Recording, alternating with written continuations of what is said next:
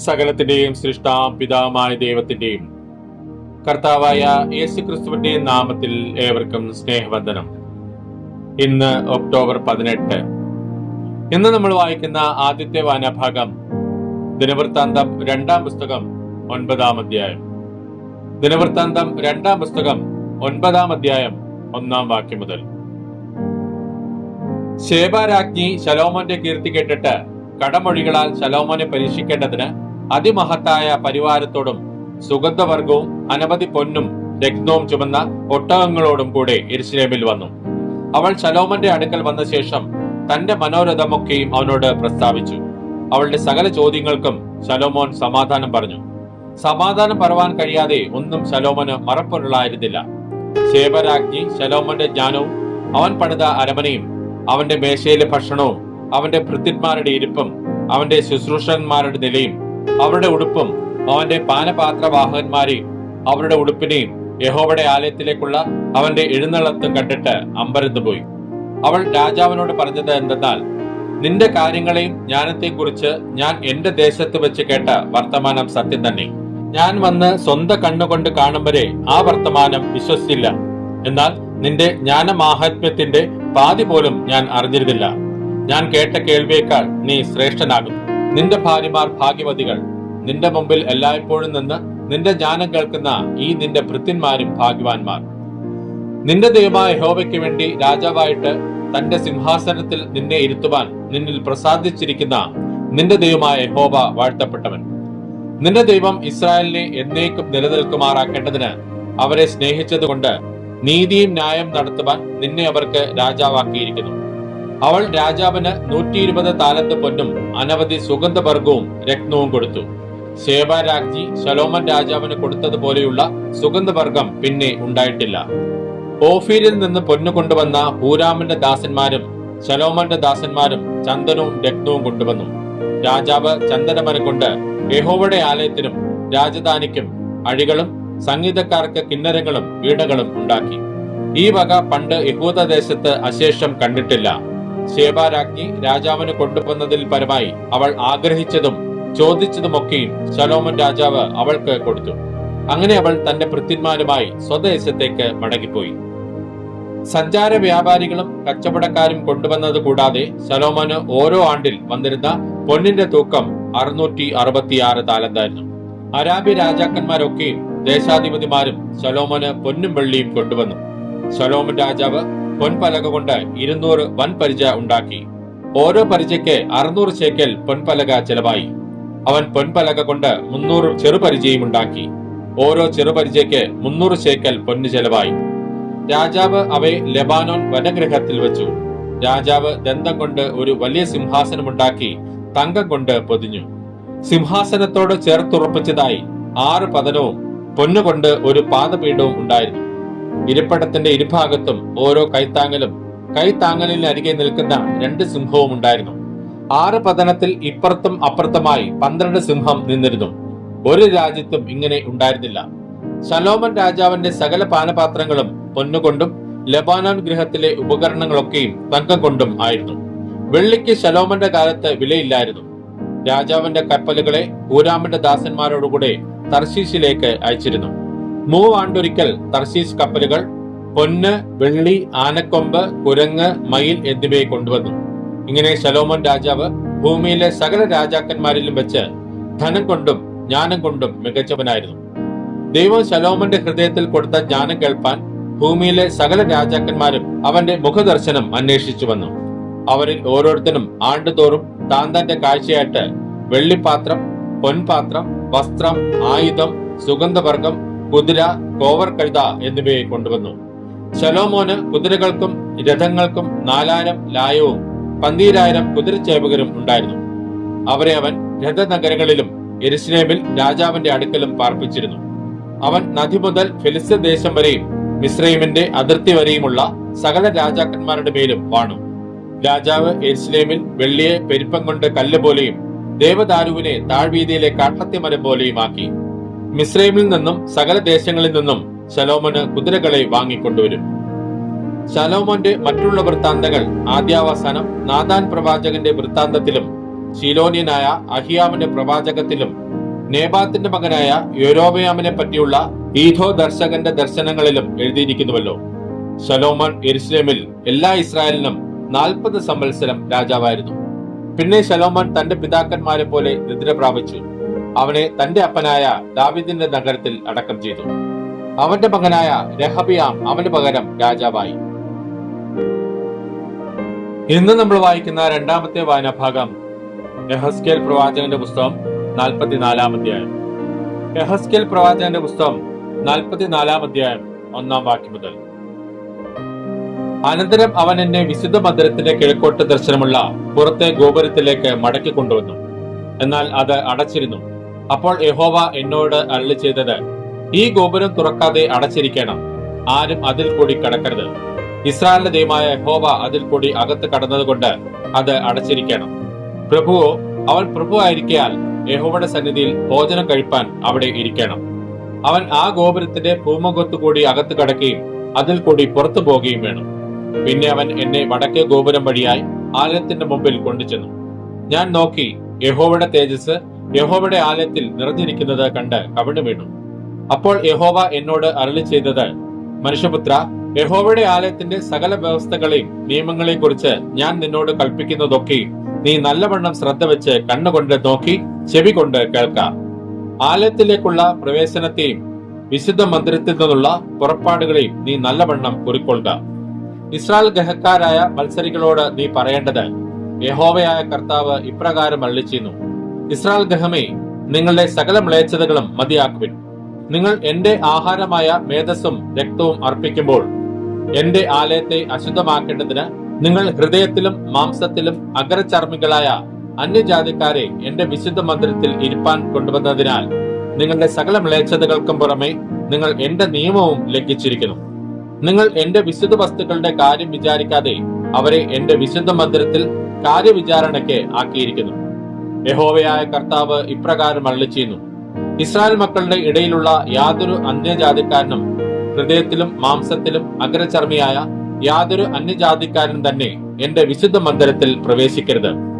Israel തെറ്റിപ്പോയ കാലത്ത് എന്നെ വിട്ടകന്നു പോയവരും എന്നെ വിട്ടുതെറ്റി വിഗ്രഹങ്ങളോട് ചേർന്നവരുമായ ലേവ്യർ തന്നെ തങ്ങളുടെ അകൃത്യം വഹിക്കണം.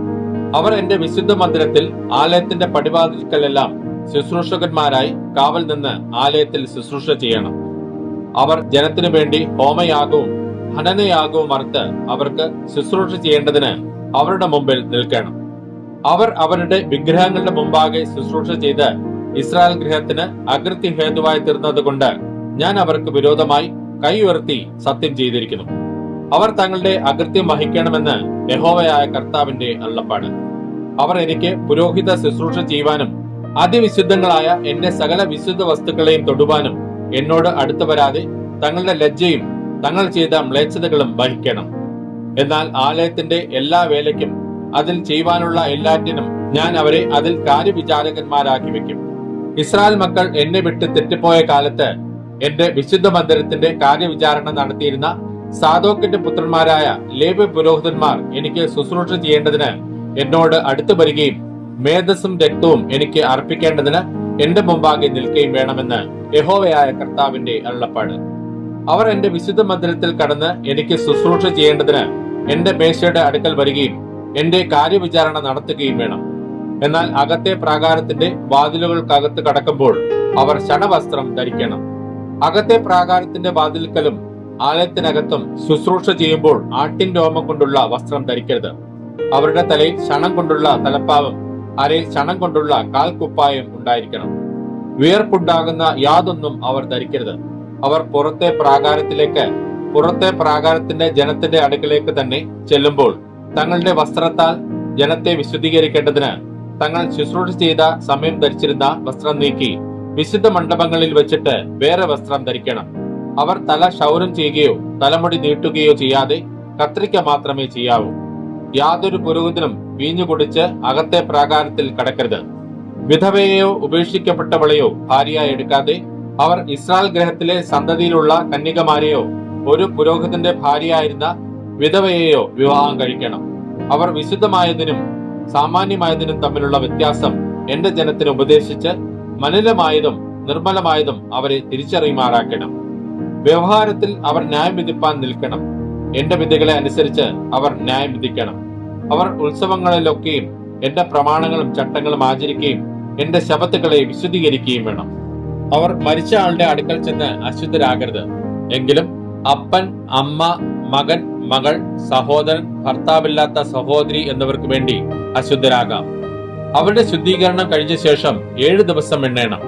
വിശുദ്ധ മന്ദിരത്തിൽ ശുശ്രൂഷ ചെയ്യേണ്ടതിന് അവൻ അകത്തെ പ്രാകാരത്തിൽ വിശുദ്ധ മന്ദിരത്തിലേക്ക് പോകുന്ന ദിവസത്തിൽ അവൻ പാപയാഗം അർപ്പിക്കണമെന്ന് യഹോവയായ കർത്താവിന്റെ അരുളപ്പാട്. അവരുടെ അവകാശമോ ഞാൻ തന്നെ അവരുടെ അവകാശം. നിങ്ങൾ അവർക്ക് ഇസ്രായേലിൽ സ്വത്ത് ഒന്നും കൊടുക്കരുത്. ഞാൻ തന്നെ അവരുടെ സ്വത്താകുന്നു. അവർ ഭോജനയാഗം, പാപയാഗം, അകൃത്യയാഗം എന്നിവ കൊണ്ട് ഉപജീവനം കഴിക്കണം. ഇസ്രായേലിൽ നിവേദിതമായതൊക്കെയും അവർക്കുള്ളതായിരിക്കണം. സകലവിധ ആദ്യഫലങ്ങളിലും ഉത്തമമായതും വഴിപാടായി വരുന്ന എല്ലാ വക വഴിപാടും പുരോഹിതന്മാർക്കുള്ളതായിരിക്കണം. നിങ്ങളുടെ വീട്ടിന്മേൽ അനുഗ്രഹം വരുത്തേണ്ടതിന് നിങ്ങളുടെ തരിമാവിന്റെ ആദ്യ ഭാഗവും പുരോഹിതന് കൊടുക്കണം. താനെ ചത്തതും പറിച്ചു കീറിപ്പോയതുമായ പക്ഷിയെയോ മൃഗത്തെയോ ഒന്നിനെയും പുരോഹിതൻ തിന്നരുത്. ഇന്ന് നമ്മൾ വായിക്കുന്ന 3-ാമത്തെ വായനാഭാഗം യോഹന്നാൻ എഴുതിയ സുവിശേഷം 11-ാം അധ്യായം. യോഹന്നാൻ എഴുതിയ സുവിശേഷം 11-ാം അധ്യായം 1-ാം വാക്യം മുതൽ. മറിയയുടെയും അവളുടെ സഹോദരി മാർത്തയുടെയും ഗ്രാമമായ ബഥാനിയിൽ ലാസർ എന്ന ഒരുത്തൻ ദീനമായി കിടന്നു. ഈ മറിയായിരുന്നു കർത്താവിനെ പരിമള തൈലം പൂശി തന്റെ തലമുടി കൊണ്ട് അവന്റെ കാൽ തുടച്ചത്. അവളുടെ സഹോദരനായ ലാസർ ആയിരുന്നു ദീനമായി കിടന്നത്. ആ സഹോദരിമാർ അവന്റെ അടുക്കൽ ആളയച്ചു, കർത്താവെ, നിനക്ക് പ്രിയനായവൻ ദീനമായി കിടക്കുന്നു എന്ന് പറയിച്ചു. യേശു അത് കേട്ടിട്ട്, ഈ ദിനം മരണത്തിനായിട്ടല്ല, ദൈവപുത്രൻ മഹത്വപ്പെടേണ്ടതിന് ദൈവത്തിന്റെ മഹത്വത്തിനായിട്ടത്രേ എന്ന് പറഞ്ഞു. യേശു മാർത്തയെയും അവളുടെ സഹോദരിയെയും ലാസറിനെയും സ്നേഹിച്ചു. എന്നിട്ടും അവൻ ദീനമായി കിടക്കുന്നു എന്ന് കേട്ടാറേ താൻ അന്ന് ഇരുന്ന സ്ഥലത്ത് 2 ദിവസം പാർത്തു. അതിന്റെ ശേഷം അവൻ ശിഷ്യന്മാരോട്, നാം വീണ്ടും യഹൂദയിലേക്ക് പോക എന്ന് പറഞ്ഞു. ശിഷ്യന്മാർ അവനോട്, റബ്ബി, യഹൂദന്മാർ ഇപ്പോൾ തന്നെ നിന്നെ കല്ലെറിവാൻ ഭാവിക്കുന്നുവല്ലോ, നീ പിന്നെയും അവിടെ പോകുന്നുവോ എന്ന് ചോദിച്ചു. അതിന് യേശു, പകലിന് 12 മണി നേരമില്ലയോ? പകൽ സമയത്ത് നടക്കുന്നവൻ ഈ ലോകത്തിന്റെ വെളിച്ചം കാണുന്നത് കൊണ്ട് ഇടറുന്നില്ല. രാത്രിയിൽ നടക്കുന്നവനോ അവന് വെളിച്ചമില്ലായ്ക കൊണ്ട് ഇടർന്നു എന്ന് ഉത്തരം പറഞ്ഞു. ഇത് പറഞ്ഞിട്ട് അവൻ, നമ്മുടെ സ്നേഹിതനായ ലാസർ നിദ്ര കൊള്ളുന്നു, എങ്കിലും ഞാൻ അവനെ ഉണർത്തുവാൻ പോകുന്നു എന്ന് അവരോട് പറഞ്ഞു. ശിഷ്യന്മാർ അവനോട്, കർത്താവെ, അവൻ നിദ്ര കൊള്ളുന്നുവെങ്കിൽ അവന് സൗഖ്യം വരും എന്ന് പറഞ്ഞു. യേശുവോ അവന്റെ മരണത്തെക്കുറിച്ച് ആയിരുന്നു പറഞ്ഞത്. ഉറക്കമെന്ന നിദ്രയെക്കുറിച്ച് പറഞ്ഞുവെന്ന് അവർക്ക് തോന്നിപ്പോയി. അപ്പോൾ യേശു സ്പഷ്ടമായി അവരോട്, ലാസർ മരിച്ചുപോയി. ഞാൻ അവിടെ ഇല്ലാഞ്ഞതുകൊണ്ട് നിങ്ങളെ വിചാരിച്ച് സന്തോഷിക്കുന്നു. നിങ്ങൾ വിശ്വസിപ്പാൻ ഇടയാകുമല്ലോ. എന്നാൽ നാം അവന്റെ അടുക്കൽ പോക എന്ന് പറഞ്ഞു. ദിദുമോസ് എന്നു പേരുള്ള തോമസ് സഹശിഷ്യന്മാരോട്, അവനോടുകൂടെ മരിക്കേണ്ടതിന് നാമും പോക എന്ന് പറഞ്ഞു. യേശു അവിടെ എത്തിയപ്പോൾ അവനെ കല്ലറയിൽ വെച്ചിട്ട് 4 ദിവസമായി എന്നറിഞ്ഞു.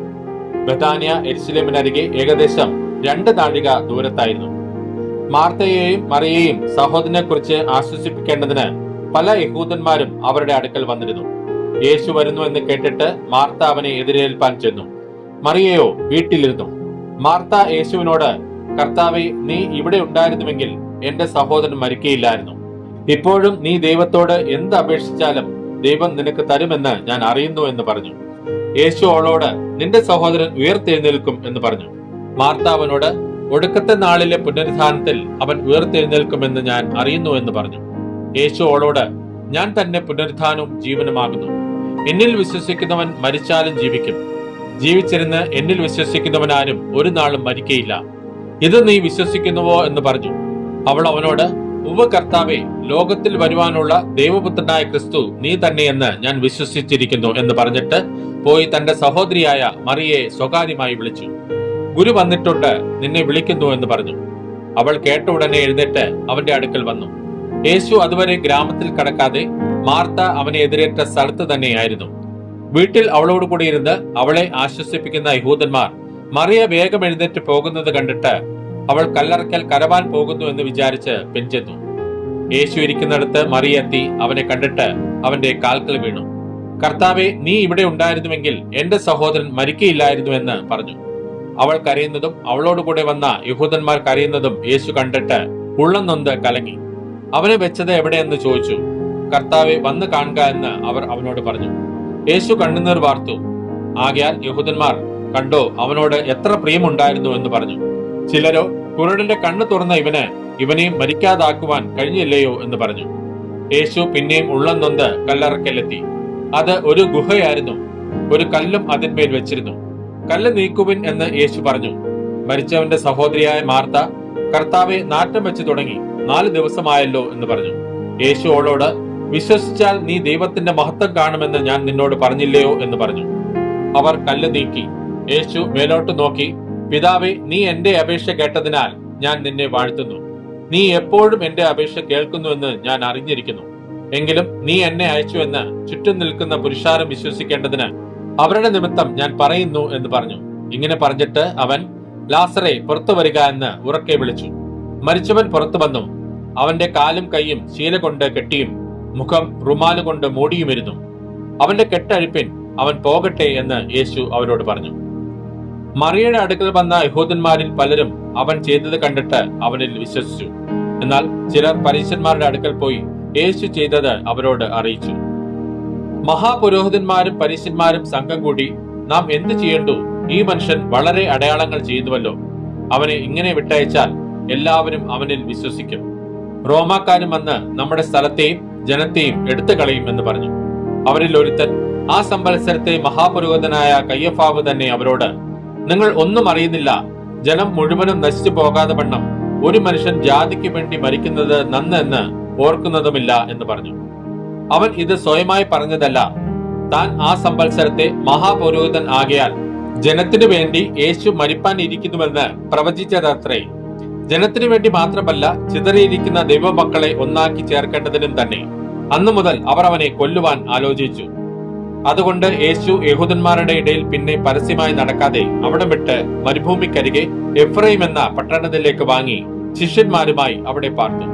യഹൂദന്മാരുടെ പെസഹ അടുത്തിരിക്കാൻ പലരും തങ്ങൾക്ക് ശുദ്ധി വരുത്തുവാൻ പെസഹയ്ക്ക് മുമ്പേ നാട്ടിൽ നിന്ന് യെരുശലേമിലേക്ക് പോയി. അവർ യേശുവിനെ അന്വേഷിച്ച് ദേവാലയത്തിൽ നിന്നുകൊണ്ട്, എന്തു തോന്നുന്നു, അവൻ പെരുന്നാൾക്ക് വരികയില്ലയോ എന്ന് തമ്മിൽ പറഞ്ഞു. എന്നാൽ മഹാപുരോഹിതന്മാരും പരീശന്മാരും അവനെ പിടിക്കണമെന്ന് വെച്ച് അവൻ ഇരിക്കുന്ന ഇടം ആരെങ്കിലും അറിഞ്ഞാൽ 60 തരയണമെന്ന് കൽപ്പന കൊടുത്തിരുന്നു. ഇന്ന് നമ്മൾ വായിച്ചു കേട്ട ഈ വേദഭാഗങ്ങളാൽ പിതാവായ ദൈവത്തിൽ നിന്നും കർത്താവായ ക്രിസ്തുയേശുവിൽ നിന്നും ഏവർക്കും കൃപയും കനിവും സമാധാനവും ഉണ്ടാകട്ടെ. ആമേൻ.